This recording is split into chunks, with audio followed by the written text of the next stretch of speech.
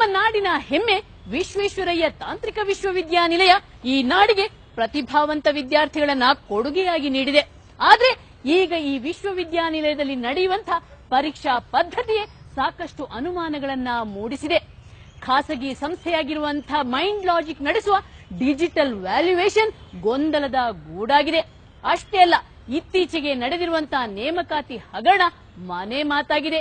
ಈ ವಿಶ್ವವಿದ್ಯಾನಿಲಯದಲ್ಲಿ ನಡೆಯುವಂತಹ ಹಗರಣಗಳ ಪಟ್ಟಿಯೇ ನನ್ನ ಬಳಿ ಇದೆ, ಅದನ್ನ ಹೇಳ್ತೀನಿ ಬನ್ನಿ. ವ್ಯಾಲ್ಯೂಯೇಷನ್ ಅಂತೂ ಕರೆಕ್ಟ್ ಆಗಿ ನಡೆಯೋದೇ ಇಲ್ಲ ವಿಟಿಯಲ್ಲಿ. ಯಾವ್ದೇ ಆಗ್ಲಿ ಯಾವ್ದೇ ಮೂಲೆಗೆ ಹೋದ್ರು ವಿಟಿಯು ವ್ಯಾಲ್ಯೂಯೇಷನ್ ಅಂತಂದ್ರೆ ಫಸ್ಟ್ ಆಫ್ ಆಲ್ ಎಲ್ಲರಿಗೂ ಒಂದು ಕೆಟ್ಟ ಅಭಿಪ್ರಾಯ ಇದ್ದೇ ಇದೆ. ವ್ಯಾಲ್ಯೂಯೇಷನ್ ಏನು ಎಕ್ಸಾಮ್ ಫೀಸ್ ಚಾರ್ಜ್ ಮಾಡ್ತಾರೋ ಅದಕ್ಕಿಂತ ಡಬಲ್ ರಿವ್ಯಾಲ್ಯೂಯೇಷನ್ ದುಡ್ಡಲ್ಲಿ ಇವ್ರಿಗೆ ಆಗ್ತಿದೆ. ಕರ್ಮಕಾಂಡ 6 ಖಾಸಗಿಯವರ ಕೈಗೆ ಪರೀಕ್ಷೆ.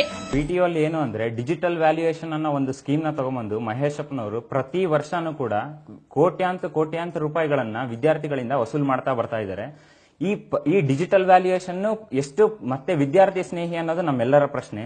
ಹಳೆ ಕನ್ವೆನ್ಷನಲ್ ಮೆಥಡ್ಸ್ ಅಲ್ಲಿ ತುಂಬಾ ಚೆನ್ನಾಗಿತ್ತು. ಏನು ಅಂದ್ರೆ ಪ್ರತಿ ಪೇಪರ್ ಕೂಡ ಪ್ರತಿ ವಿದ್ಯಾರ್ಥಿಯಿಂದ ಸೈನ್ ಮಾಡಿದ್ಮೇಲೆ ಆ ಪೇಪರ್ ಓಪನ್ ಆಗ್ತಾ ಇತ್ತು, ಪೇಪರ್ಸ್ ಡಿಸ್ಟ್ರಿಬ್ಯೂಟ್ ಆಗ್ತಾ ಇತ್ತು. ಎಲ್ಲರಿಗೂ ಅವಾಗ ಒಂದು ನಂಬಿಕೆ ಇರ್ತಾ ಇತ್ತು, ಏನು ಅಂದ್ರೆ ನಾನು ಬರೆದಿರೋ ಉತ್ತರ ಪತ್ರಿಕೆಗೆ ನನಗೆ ನ್ಯಾಯವಾದ ಬೆಲೆ ಸಿಗುತ್ತೆ ಅನ್ನೋದು. ಬಟ್ ಇವತ್ತಿನ ಡಿಜಿಟಲ್ ವ್ಯಾಲ್ಯೂಯೇಷನ್ ಸಿಸ್ಟಮ್ ಇಂದ ಏನ್ ಮಾಡಿದ್ದಾರೆ, ಕಂಪ್ಲೀಟ್ ಪ್ರೈವೇಟೈಸೇಷನ್ ಮಾಡಿದ್ದಾರೆ. ಅಂದ್ರೆ ಒಂದು ಪೇಪರ್ನ ಸೆಟ್ ಮಾಡಿ ಪೇಪರ್ನ ನಾವು ಅಪ್ಲೋಡ್ ಮಾಡಿ ಇನ್ನೊಂದು ಕಡೆಗೆ ಪ್ರಿಂಟ್ ತೆಗೆಯೋದ್ರಿಂದ ಹಿಡಿದು ಇವ್ಯಾಲ್ಯೂಯೇಷನ್ಗೆ ನಾನು ಬರ್ದಿರೋ ಅಂತ ಆನ್ಸರ್ ಸ್ಕ್ರಿಪ್ಟ್ ನ ಕೂಡ ಸ್ಕ್ಯಾನ್ ಮಾಡೋಕೆ ಪ್ರೈವೇಟೈಸೇಷನ್ ಮಾಡಿದಾರಲ್ಲ, ಇದು ಎಷ್ಟು ನಂಬಿಕಾರ್ಹ ಅಂತ ನನ್ನ ಪ್ರಶ್ನೆ. ಬೇಗ ಫಲಿತಾಂಶ ಕೊಡಬೇಕು ಅನ್ನೋ ಒಂದೇ ಉದ್ದೇಶದಿಂದ ಪ್ರಾರಂಭಿಸಲಾಗಿರೋ ಈ ಪದ್ಧತಿ ಸಾಕಷ್ಟು ಅನುಮಾನಗಳನ್ನ ಹುಟ್ಟುಹಾಕಿದೆ. ಅನೇಕ ಬಾರಿ ಪೇಪರ್ ಲೀಕ್ ಆದ ಉದಾಹರಣೆಗಳು ಇವೆ. ಒಂದು ಡಿಜಿಟಲ್ ಇವ್ಯಾಲ್ಯೂಯೇಷನ್ ಅಲ್ಲಿ ಹೆಂಗಾಗುತ್ತೆ ಅಂದ್ರೆ ರಾಜ್ಯದಲ್ಲಿರುವಂತಹ ಪ್ರತಿಯೊಂದು ಅಫಿಲಿಯೇಟೆಡ್ ಇನ್ಕ್ಲೂಡಿಂಗ್ ಸರ್ಕಾರಿ ಕಾಲೇಜ್ಗಳಲ್ಲಿ ಇವರು ಸಾಫ್ಟ್ ಕಾಪಿಯನ್ನ ಕ್ವಶನ್ ಪೇಪರ್ ಅನ್ನ ಕಳಿಸ್ತಾರೆ. ಆ ಒಂದು ಕ್ವಶನ್ ಪೇಪರ್ ಅನ್ನ ಎಕ್ಸಾಮಿನೇಷನ್ಗೂ 1.5 ಗಂಟೆ ಮುಂಚೆನ ಡೌನ್ಲೋಡ್ ಮಾಡ್ಕೊಂಡು ಇಟ್ಕೊಳ್ಳಲಾಗುತ್ತೆ. ಫಾರ್ ಎಕ್ಸಾಂಪಲ್, ಈ ಎಕ್ಸಾಮಿನೇಷನ್ ಏನ್ ನಾನ್ ಡಿಸ್ಟ್ರಕ್ಟಿವ್ ಟೆಸ್ಟಿಂಗ್ ಅನ್ನೋದಿದೆ, ಈ ಎಕ್ಸಾಮಿನೇಷನ್ 2 ಗಂಟೆಗೆ ನಡೆಯುತ್ತೆ. ಒಂದು ಬೆಳಗ್ಗೆ 9 ಗಂಟೆ, ಇನ್ನೊಂದು ಮಧ್ಯಾಹ್ನ 2 ಗಂಟೆ ಎಕ್ಸಾಮಿನೇಷನ್. ಈ ಎಕ್ಸಾಮಿನೇಷನ್ 13:51 ಅಂದ್ರೆ 1 ಗಂಟೆ 51 ಸೆಕೆಂಡ್ಗೆ ತೆಗೆದಿದೆ, ಪ್ರಿಂಟ್ಔಟ್ ತೆಗ್ದಿರ ಆಲ್ರೆಡಿ. ಇವಾಗಿನ ಮಾಹಿತಿ ತಂತ್ರಜ್ಞಾನದಲ್ಲಿ ಏನಾಗಬಹುದು, ಈ ಕ್ವಶನ್ ಪೇಪರ್ ಯಾವಾಗ ಬೇಕಾದ್ರೂ ಲೀಕ್ಔಟ್ ಆಗ್ಬಹುದು. ಈ ಒಂದು ಲೀಕ್ಔಟ್ ಆಗಿದೆ.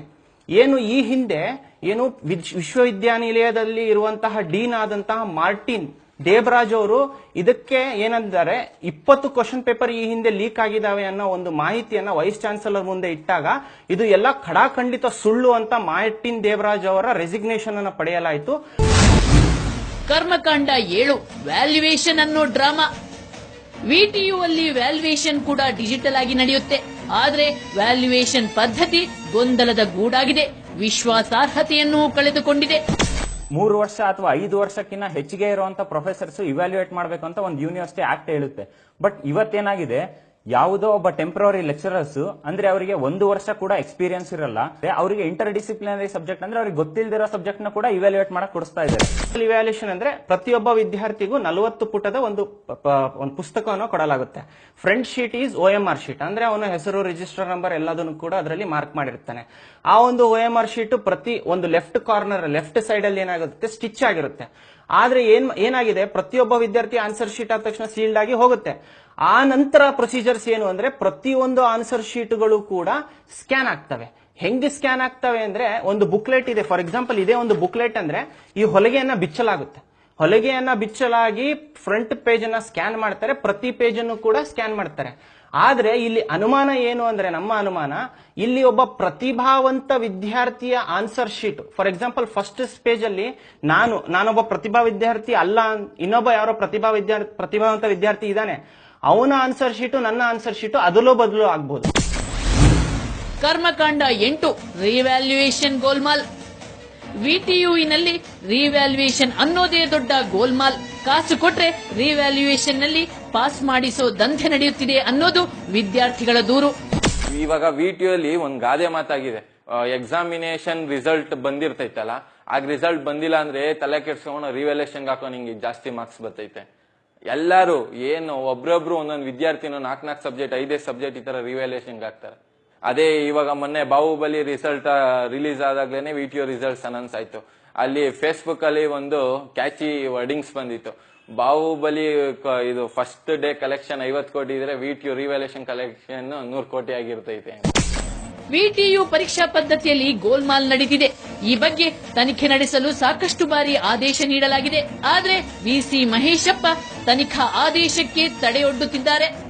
ಈಗ ಗವರ್ಮೆಂಟ್ ಕಮಿಟಿ ಮಾಡ್ಲಿಕ್ಕಿಲ್ಲ, ಹೀಸ್ ಎಕ್ಸಲೆನ್ಸಿ ಚಾನ್ಸಲರ್ ಕಮಿಟಿಗೆ ನೀವು ಕೊಡೋದಿಲ್ಲ. You have gone to the court, you cannot enquiry ಅಂದ್ರ ಮತ್ತೆ ಯಾರು ಇನ್ನು ನಿಮ್ಮ ಇಷ್ಟ ಪ್ರಕಾರ ಮಾಡಿ ಹೋಗಬಹುದಾ? ಕೈಕಟ್ಟಿ ಕುಳಿತಿದೆ. ನಾಚಿಕೆ ಆಗಬೇಕು ಸಿಎಂ ಸಿದ್ದರಾಮಯ್ಯ ಅವರಿಗೆ. ಇದು ಶಿಕ್ಷಣ ವ್ಯವಸ್ಥೆಯೊಳಗಿನ ಡರ್ಟಿ ಸೀಕ್ರೆಟ್. ಈ ವಿಶ್ವವಿದ್ಯಾನಿಲಯ ಹಾಗೂ ಇದರೊಳಗೆ ಓದುತ್ತಿರುವ ವಿದ್ಯಾರ್ಥಿಗಳ ಭವಿಷ್ಯವನ್ನ ಹಣ ಮತ್ತು ಜಾತಿ ಮೇಲೆ ಪ್ರೀತಿ ಇಟ್ಟುಕೊಂಡಿರುವಂತಹ ರಾಜಕಾರಣಿಗಳಿಂದ ಉಳಿಸಲು ಖಂಡಿತ ಸಾಧ್ಯ ಇಲ್ಲ. ಹಾಗಾಗಿ ರಾಜ್ಯಪಾಲರೇ, ನೀವಾದ್ರೂ ದಿಟ್ಟ ಕ್ರಮ ಕೈಗೊಳ್ಳಿ. ಭ್ರಷ್ಟರಿಗೆ ಗೇಟ್ ಪಾಸ್ ಕೊಡಿ, ಭ್ರಷ್ಟಾಚಾರಕ್ಕೆ ಬ್ರೇಕ್ ಹಾಕಿ. ಇದು ಇವತ್ತಿನ ಕವರ್ ಸ್ಟೋರಿ. ಮುಂದೊಂದು ಸ್ಫೋಟಕ ಸುದ್ದಿಯೊಂದಿಗೆ ಮತ್ತೆ ಶುಕ್ರವಾರ ಬರ್ತೀನಿ. ಅಲ್ಲಿವರೆಗೆ ನಿಮ್ಮ ಸುತ್ತಮುತ್ತಲೇನಾದ್ರೂ ಅಕ್ರಮ, ಅನಾಚಾರ, ಭ್ರಷ್ಟಾಚಾರ ನಡೀತಿದ್ರೆ ನಮ್ಮ ಈ ವಿಳಾಸಕ್ಕೆ ಬರೆಯಿರಿ. ಕವರ್ ಸ್ಟೋರಿ ವಿಭಾಗ, ಸುವರ್ಣ ನ್ಯೂಸ್ 24/7, ನಂಬರ್ 36, ಕ್ರೆಸೆಂಟ್ ರಸ್ತೆ, ಶಿವಾನಂದ ಸರ್ಕಲ್, ಬೆಂಗಳೂರು 1. ನಮ್ಮ ಇಮೇಲ್ ವಿಳಾಸ coverstory@suvarnanews.in. ನೇರ, ದಿಟ್ಟ, ನಿರಂತರ ಸುದ್ದಿಗಾಗಿ ನೋಡ್ತಾರೆ ಸುವರ್ಣ ನ್ಯೂಸ್ 24/7.